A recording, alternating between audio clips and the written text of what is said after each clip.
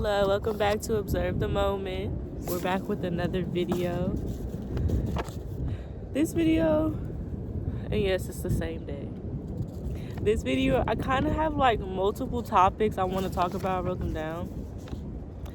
And like, I think this is just gonna be like, I don't want to say a toss up, but just like, we're just gonna talk. Let's chat. So I'll just read off like the topics I have written down, like the talking point, and then I'll elaborate on it. Let's just go from there. And so let's start at the top.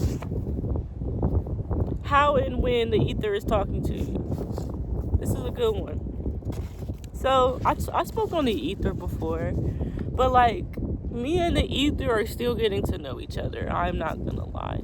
But what I've come to find that the ether is everything all around us, all at once, that we can't see. I remember the last time I was here, one of the times I was here, I was speaking on the ether and the numbers. But the wind had cut me out, so I translated it as much as I could. One day I'll read off, like I'll make a separate video about what I had to say on her. But I if I can recall back from that time, the wind is part of the ether, like just energy, pure raw energy. And so when we're talking to it, it's like your subconscious does the talking, to be quite real. It's like that. It's like when you want to do something and you set out to go do it and everything just kind of fall in line for you. That's the ether at play, in my own definition. That's the ether to me at play. When the universe ether, it just makes way for things to happen. It's the unseeable force, the ether. And so when your subconscious is talking to her, or I don't know if it's feminine or masculine, but when your subconscious is talking to him, her, it's like it's talking in energy, it's talking in abstract language, it's talking in like motions, it's talking in happenings. And in my experience of talking with, for the sake of film, call her. In my experience of talking with her, it's when I have strong intentions. It's like, okay, girl, I got you. And then it'll just attract, I'll, radiate or vibrate my intention or my frequency where I'm at. And I'll just draw in, or the ether will put different happenings in my vicinity, and I will draw in those situations. I'll attract them to me. To me, that's the ether at play, and that's how I talk to her, is by having strong intentions, negative or positive. It makes no difference to her. I feel like once we get out of this human vessel, the idea of good and bad stays with us. Intentions are intentions at the end of the day.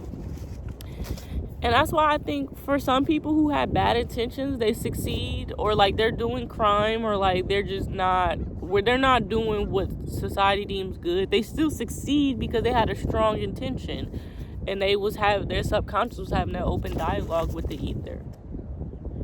So in a short amount of words, that's my like idea of what the ether is. And as I come to find out, as me and her get to know each other more, I can give, deeper information about what I think the ether is. I'll probably buy a book on it, who knows. Trust unseeable forces.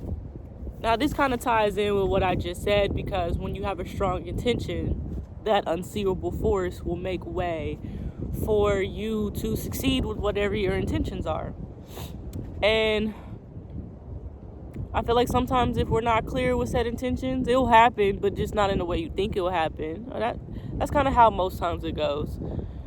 It's just like it could go either way on the polarity scale. So say like you want something really bad, but you're not clear on why you want it, it'll happen, but it might be in the most obnoxious way. But if you're clear about what it is you want, like today, I had a strong impulse, like I want to go to the beach today.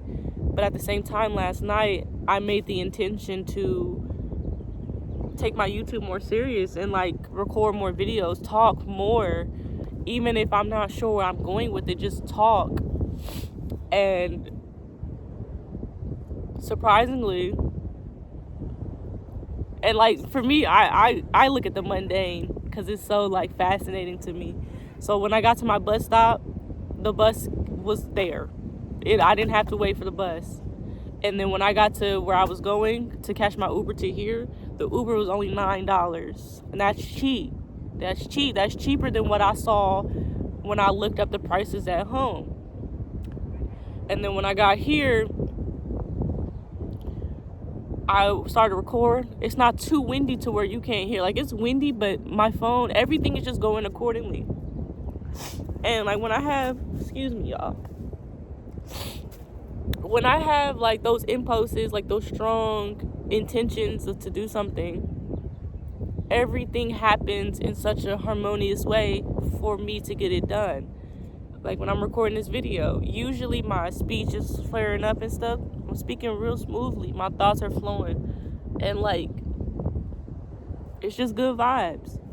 Now you can apply this to anything. Whenever, I've known, like, for the viewers watching, you've had strong intentions before and you set out to go do it and everything just went real smooth.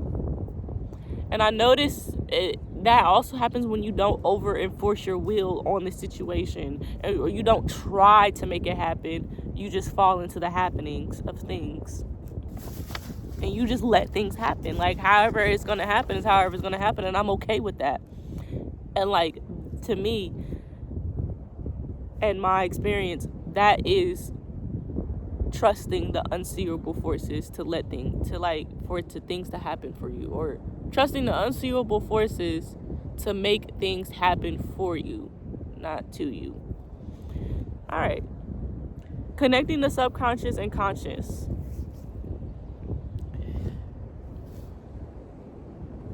This is a kind of a big topic. In my experience of connecting my conscious and subconscious, or just talking to my subconscious from my conscience, I've noticed that my subconscious, it talks in abstractness. Like in the movie Inside Out, where they were stuck in like the imaginary land, or they was going to the imaginary land, it started off abstract, and then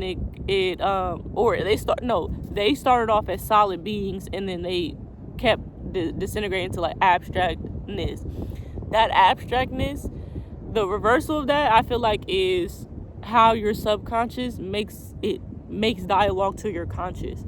It starts off super abstract, and then it forms itself into a thought, and then from your conscious, your thought forms into an action.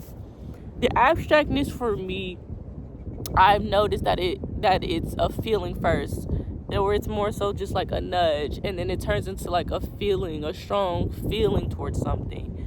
So how I talk to the subconscious, since the subconscious is the one creating, it all goes back to intentions, the attention for something, and then also being patient enough to like let that seed I just plant sprout into the plant, or come up underground.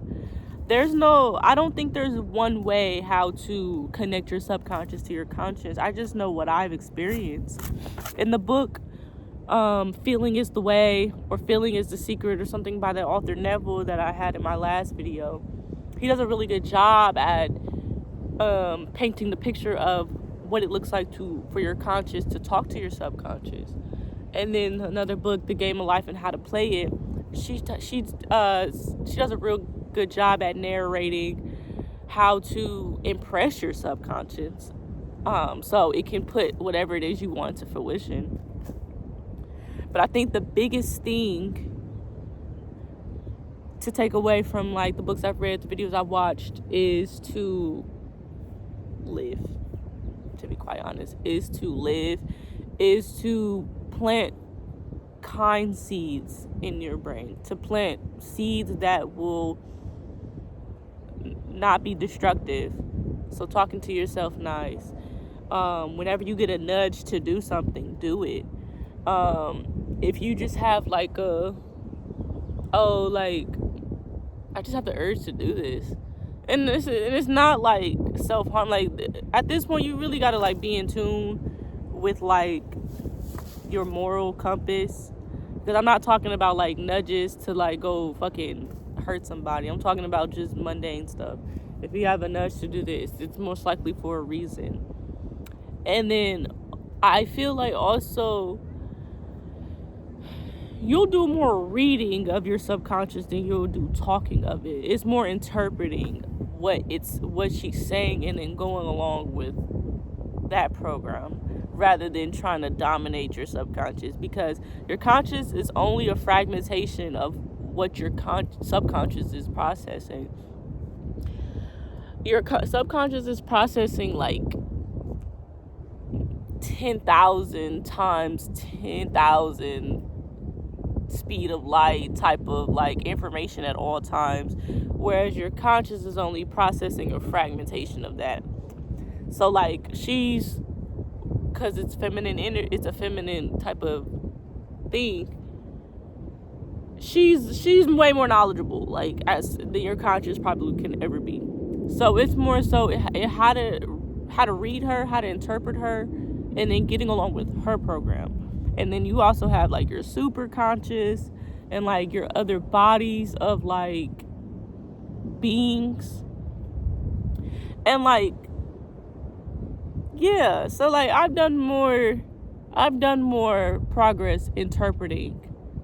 And then like oftentimes, like, you know, I have an idea, and it probably came from my subconscious, who knows? I have an idea, or I have a thing I want to do, I have a goal I want to set. I'll plant the seed, and I'll keep doing stuff in an abstract way to like continuously watering that seed. So a couple years ago, I made a vision board with pictures and with like things to remind me of the goal, not necessarily like the goal spelled out in words. Abstract. I try to be as abstract as possible when I'm planting a seed, and that's why this channel is called Abstract Absolute Alchemy. And so I hope that was pretty clear. Like the subconscious is so abstract, it's hard to like detail my process with words, because it was a lot of like planting seeds with pictures, planting seeds with like things that only me and my subconscious will get, as far as like it was a lot of inside jokes. And like, peep this, when they was doing MK Ultra and stuff, they were using flashing pictures and stuff. They weren't like trying to program the conscious brain, they were programming your subconscious. And like a lot of the things that are happening in today's world and like how a lot of programming takes place, the powers that be, they want people to think that they are doing things out of their own ideas, when those ideas were planted in their brain and it was never really their idea. Like, look at commercials. They're selling, I heard this, someone said it real perfect, they're selling desire. That's super abstract. Like, it's not necessarily like in your face, it's very subtle. And like that goes in along the themes with like how to talk to your subconscious, subtlety, and like repetitiveness, abstract pictures, motions, and things like that. And then your conscious is just like your waking brain, your conscious. I can say two things to you and your conscious will pick up on that. Like, I can talk to you normal conversation, your conscious is keeping up with the conversation. Like, it's very straightforward, simple. All right, moving on. And this goes into like reading energy, and I kind of already touched on that with like reading the ether, but like reading energy, a lot of people, especially like people who are more like in tune with nature, in tune with themselves, or in tune with energy, they know how to like pick up on things. Some people can walk into a room and feel the energy shift and be like, huh, what was that about? It's energy. We are all electromagnetic being with the pulse coming from our heart. Our heart is pulsing, and it's pulsing electricity.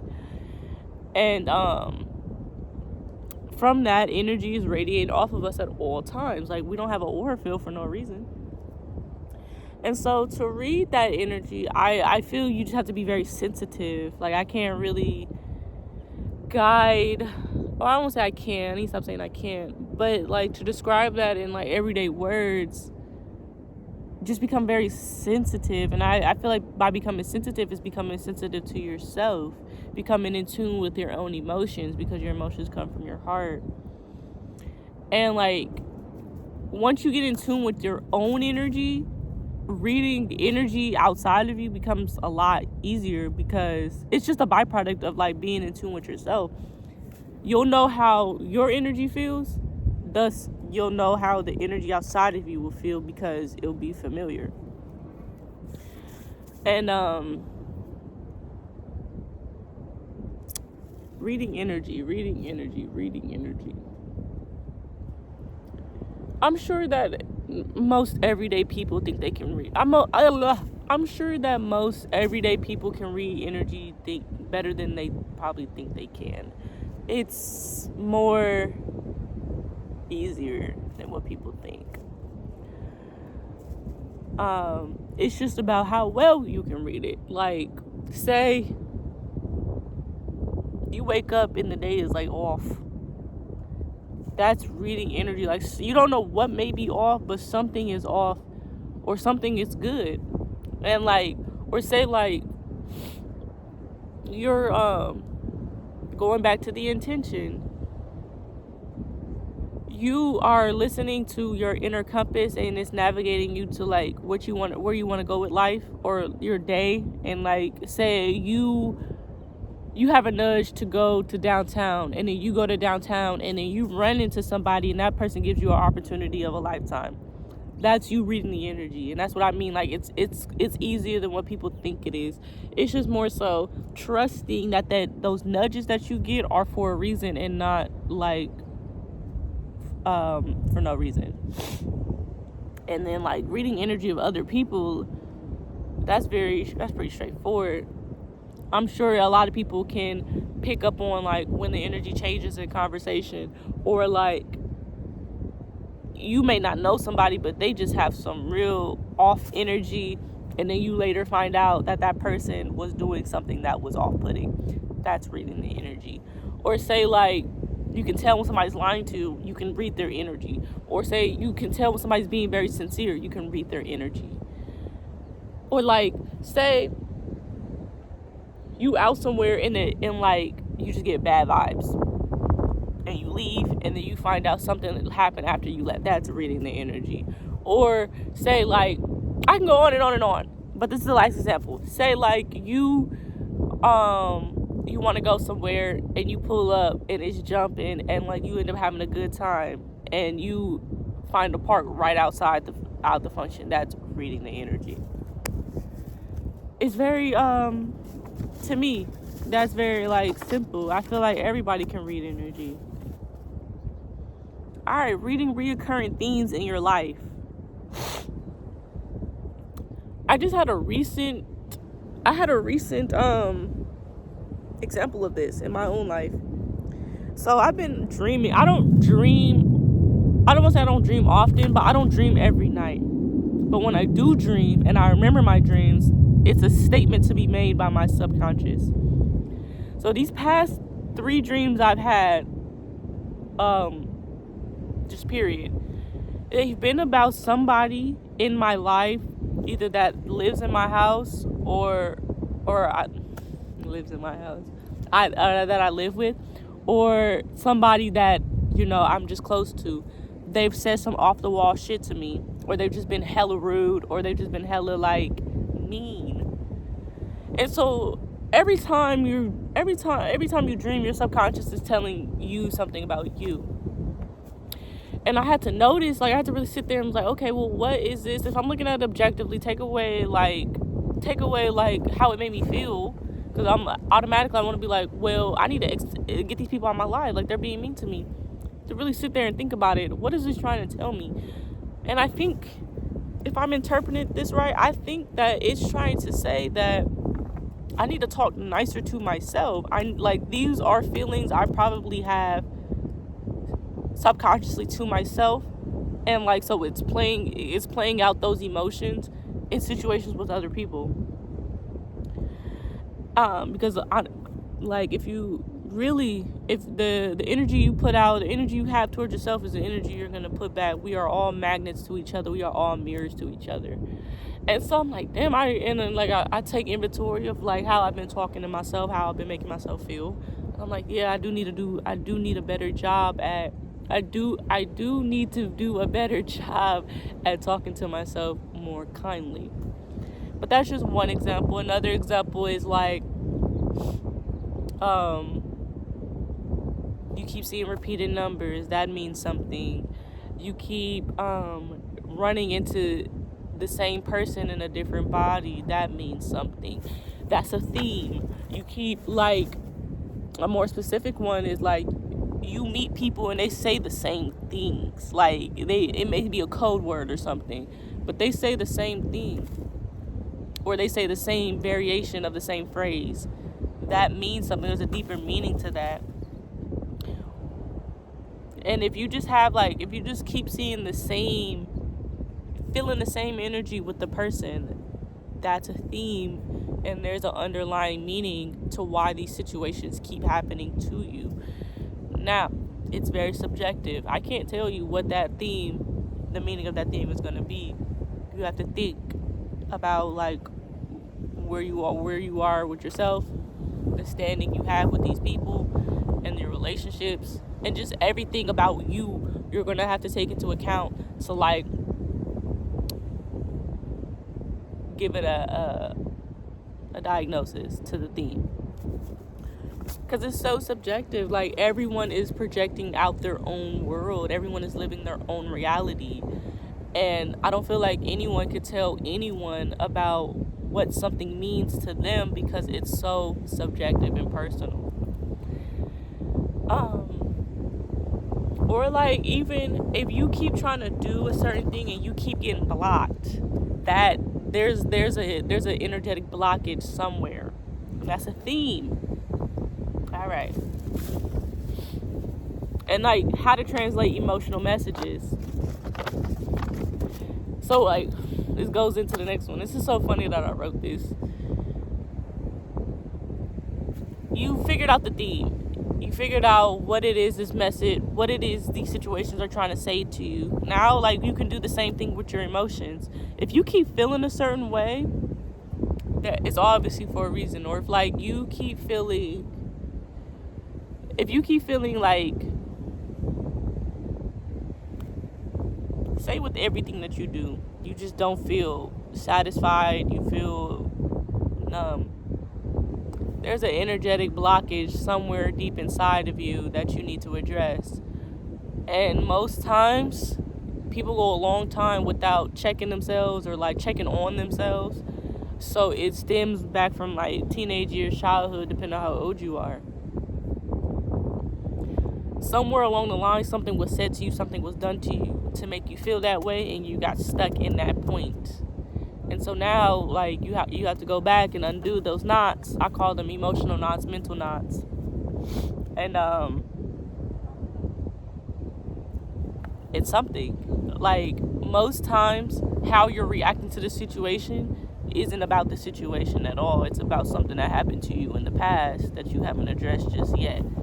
And your emotions keep nudging you to go address that one event. It's up to you to find out what that event is. And that's what therapy come in at. Because therapists help you recognize your patterns and help you get to the root of things. Or a trusted friend that know you and will help you look at yourself objectively. Because those, like, outside view can see your patterns kind of better than you can see your own. And like,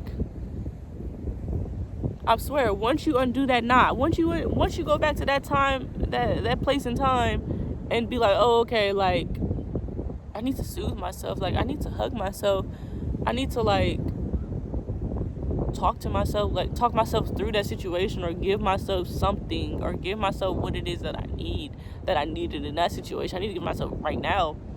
You will undo that knot, and you will let go, you will release those emotions. now say it's all triggers, it's all wounds and stuff, it's all therapy talk, but no, for real, like, this is why therapy works, because you need to address that time in the past where something happened to you that's followed you all the way up into where you are today. And that's how I translate my emotional messages. Whenever I get an emotional nug, or if I'm stuck in something, I need to go give myself something. It's very situational, so it depends on, like, it's depending on, like, what the situation called for. All right. What does it mean to feel and let things pass? I had watched a video one time, and it was guiding the audience to really sit with their emotion, not make a story out of it. And, like, this isn't like going back into the past and, like, undoing the knot, but, like, I feel like this is kind of, you can go either way with this. Say you're feeling sad because X, Y, and Z did X something to you. And people, I just said, it's not really about the person who did something to you. It's about something that happened in the past. But you got to sit with that first to even get to that point. And so the dude in the video was like, sit with it, feel where it's at in your body, breathe into it, and just sit with it. Sit with it and don't try to make it into something. Just let it be the energy that it is. Give it the attention that it wants. And let it pass. And I've done this a few times, and I've literally felt the emotion pass, and I transitioned into my next mood. Whereas I used to be fucked up by my emotions for days on end, whereas now, like, it's a cool 20 minutes where it's like, alright, I'm feeling some type of way, I'm gonna go breathe this one out, I'll be right back, and then I'm cool. So to me, that's what it means to feel and let things pass for me, instead of putting a narrative on my emotions, or, like, trying to, like, avenge my emotions by attacking the other person. I just sit with it, alchemize it, and let it pass, and let it do what it do. Emotions as archetypes of energy. They are archetypes. Sadness is an archetype. Anger is an archetype. Frustration is an archetype. Envy, jealousy is an archetype. It's all an archetype. And after we get done, like, translating them, like, where is finding the root of the emotion, letting it sit, and then naming them, like, okay, this is jealousy. Or you can do it the opposite way. Name it, let it pass, sit with it, let it pass, and then go to the root of it. It's really no order. There are archetypes, and I've noticed in my life, when I name it, I'm able to, like, I know what you are. I can handle you as, I can address you as such.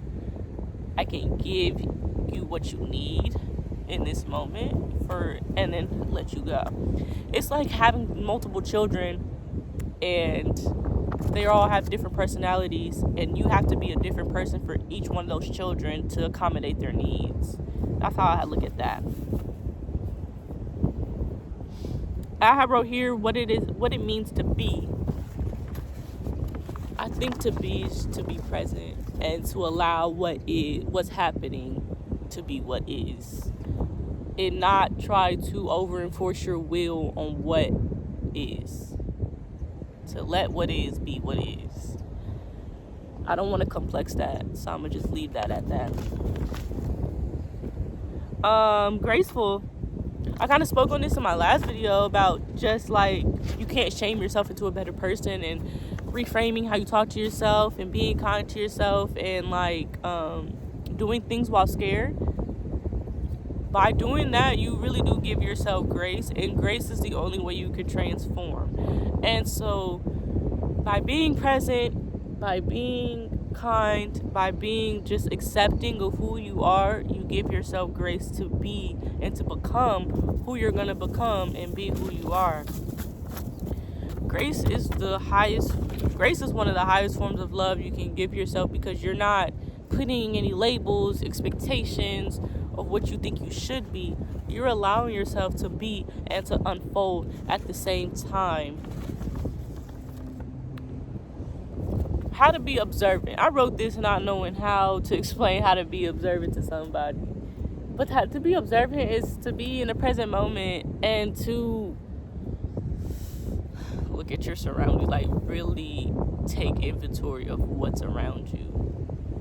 And I feel like as you get better with doing that, you'll take inventory to what's going on. You'll start to pick up on patterns. Thus, you'll start to read energy. I think it's really just as simple as that. Just like being immersed in the present moment is being observant to me. Trust what you're seeing and trust you're seeing it for a reason. So you can apply this to people, you can apply this to things happening to you, you can apply it to the situations that you find yourself in, you can apply this to like almost anything. But trust what you're viewing with, like, yes, everything is not what it seems to be. Sometimes the eyes can deceive us, but like for your own sake, if you are like pretty in tune with yourself, I feel like most people are, trust what the universe has placed in front of you. Trust the situation. Trust that the situation is playing out how you think it is. And if you really are confused, ask questions. But like, if you get a nudge to go do something, trust that you're getting that nudge for a reason. Like I just said, if you're getting any type of vibes about anything, trust that you're getting those vibes for some reason. Like, you're not feeling what you're feeling for no reason. So trust yourself. The only way through is through. That's pretty simple and straightforward. The only way through is through. You got to do it while scared. You got to do it while you feeling whatever you feeling. You got to do it. If it's something that you was called to do, if it's something that you know you need to do, but say something is holding you back, you got to go ahead and do it. Or if say you're in a period of time where things is just not working out, you got to go through it. You got to go through it. The only way through is through. I promise you, whatever you're looking for is on the other side of what you're going through. Waiting out cycles of resistance. Let's kind of just go into what I just said. Cycles of resistance. Sometimes we're going to get in a point where we're in a cycles of resistance and things are just kind of like at a halt or blocking us. What I like to do is just sit it out. Like, go to the damn beach. Go to the beach. Do nothing sometimes. Sometimes no action is called. Sometimes no action is action. Anything but give it into despair, because at the end of the day, this is a cycle of resistance and those cycles have to play out and you will find your opening. Also, trust what you're seeing. When you see your opening, trust that that's your opening and take it.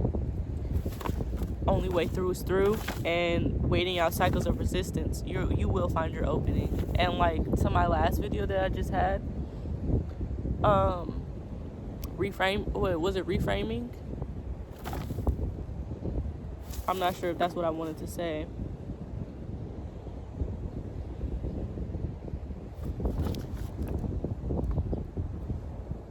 You will find your opening. I'm not sure where I want to go with that, but you will find your opening. The cycle of resistance will come to an end, and like you will get to a point where you can play the game again, and like things will start working in your favor again. It's just, I like to look at it as the universe needs to do some things behind the scenes before it can present the situations to you. So say like, for me, I kind of find my luckiness, I don't want to say through other people, but I just find opportunities through other people. So I like to see the universe needs to do something with those people first, get them where they need to get them, so when they walk into my life, I walk into theirs, we can make magic. And it's not anything I can do to rush that process. They need to go through their cycles, so when they come into my life, I come into theirs, we can create some magic. I don't want to rush that process. The universe will give you checkpoints. The universe will, and this is what something that that keeps me going, because there will be signs that I'm on the right path. There will be signs. I call these checkpoints the signs. There will be signs that I'm moving towards my goal and I'm not deteriorating away from my path, and the universe has not left my side.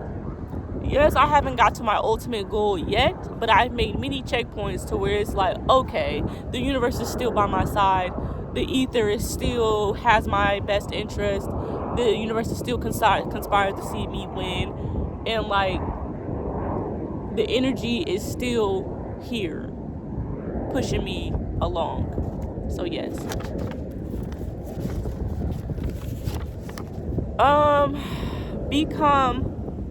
Be calm and open in the process.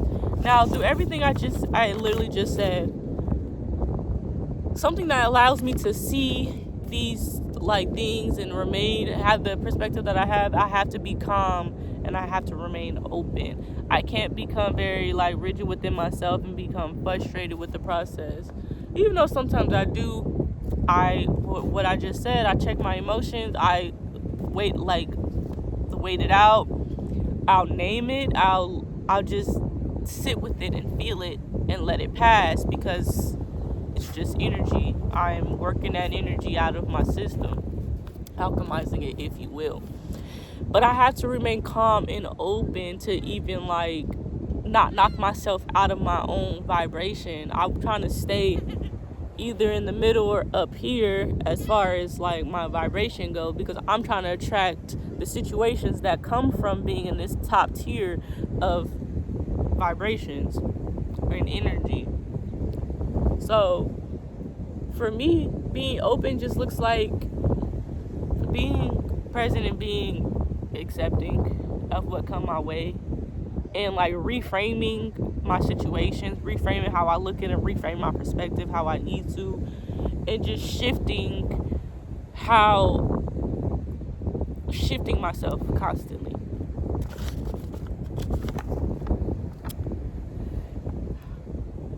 And I think the last two is find your opening and trust your creative process.